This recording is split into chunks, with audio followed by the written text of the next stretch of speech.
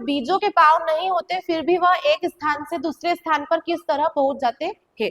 मैंने बीज वाले, अपन ने जब पार्ट 6 पढ़ा था बीज वाला पार्ट, उसमें मैंने बताया था जो बीज है वो एक स्थान, वो घुमक्कड़ होते, क्या होते, घुमक्कड़ होते, वो एक स्थान से दूसरे स्थान पर जाते हैं।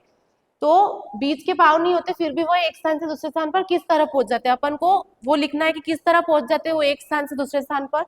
तो वे हवा, पानी, जानवरों के द्वारा एक स्थान से दूसरे स्थान पर जाते हैं। मैंने बताया था जब पाठ पढ़ा रही थी मैं जब, कि वो हवा के द्वारा, पानी के द्वारा, जानवरों के द्वारा, हम मनुष्यों के द्वारा एक स्थान से दूसरे स्थान पर पहुंच जाते हैं। हम पानी का उपयोग कौन कौन से कामों में करते हैं, तो हमें पानी का उपयोग किस किस कामों में करते हैं उसके बारे में लिखना है। एक तो पीने के लिए, खाना पकाने के लिए, नहाने, कपड़े धोने, सफाई करने और पौधों को पानी देने के लिए करते हैं। तो हमें पानी का उपयोग के बारे में बताना था कि किस किस तरह से हम पानी का उपयोग करते हैं। फिर चौथा है, अंतरिक्ष में अगर पानी की बोतल खुल जाए और पानी गिर जाए तो पानी का क्या होगा। जब अंतरिक्ष में, मैंने सुनीता विलियम्स वाले पार्ट में पढ़ाया था, आप लोग, बाल हमारे ऐसे खड़े रहते हैं, हम भी उड़ते हैं, है ना, तो उसमें यही पूछा है कि अगर पानी की बोतल वहां पे हो और वहां पे खुल जाए पानी की बोतल तो पानी का क्या होगा। तो पानी भी बूंदों की तरह ऐसे उड़ेगी, है ना, वहां पे हवा तो होती नहीं, ऑक्सीजन नहीं होती वहां पे, तो सब चीजें उड़ती, तो पानी की जो बूंदे वो भी ऐसे ऐसे उड़ेगी हवा में। तो यही है, उत्तर यही होगा इसका कि अंतरिक्ष में पानी बुलबुलों की तरह इधर उधर उड़ता रहेगा। बुलबुले मतलब ऐसे बबल्स के फॉर्म में वो उड़ता रहेगा। फिर है, तापमान को किस यंत्र से मापते हैं। जो तापमान होता है उसको किस यंत्र से मापते हैं, तो तापमान को थर्मोमीटर से मापते हैं। बनाया जाता था उस टाइम पे, और उसका किस प्रकार उपयोग किया जाता था। तो पुराने समय में घड़सीसर पत्थर और चूने से बनाया जाता था। किससे, किसकी मदद से बनाया जाता था घड़सीसर, पत्थर और चूने की मदद से। इसका उपयोग बारिश का पानी इकट्ठा करने और पीने के लिए किया जाता था। वहां पे झील में क्या होता था, जब बारिश आती थी तो बारिश का पानी इकट्ठा हो जाता था और वही बारिश का पानी फिर लोग जो है वहां के यूज करते थे। तो कुछ इस तरह जो है घड़सीसर बनाया जाता, तो इस तरह उसका उपयोग किया जाता था। फिर तीसरा है, मलेरिया की बीमारी का पता कैसे चलता है। मलेरिया के लक्षणों को लिखिए।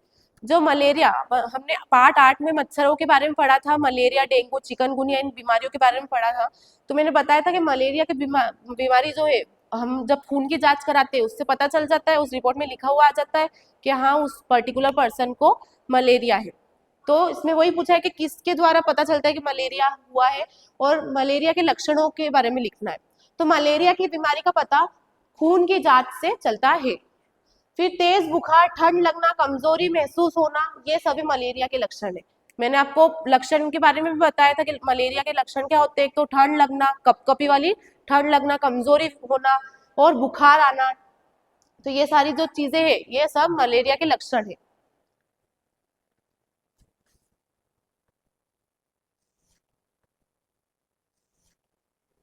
फिर चौथा, यदि आपकी बस ट्रैफिक जाम में फंसी है तो आप कितने प्रकार के प्रदूषण को महसूस करेंगे।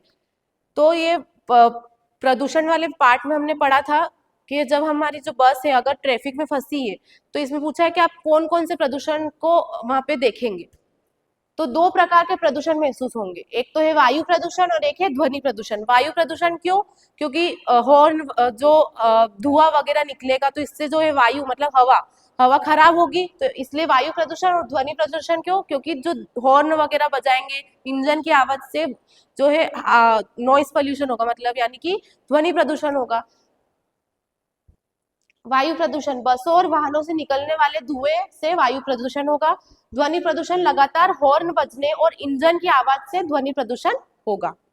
जो तो ये था गवर्नमेंट स्कूल का पेपर। इसमें मैंने MCQs, fill up, very short, short and long आप लोगों को समझाए हैं। आप लोगों को अच्छे से आपकी रफ कॉपी में लिखना है और समझना है और याद करके आना है। So thanks, that's all for today's video. Thank you.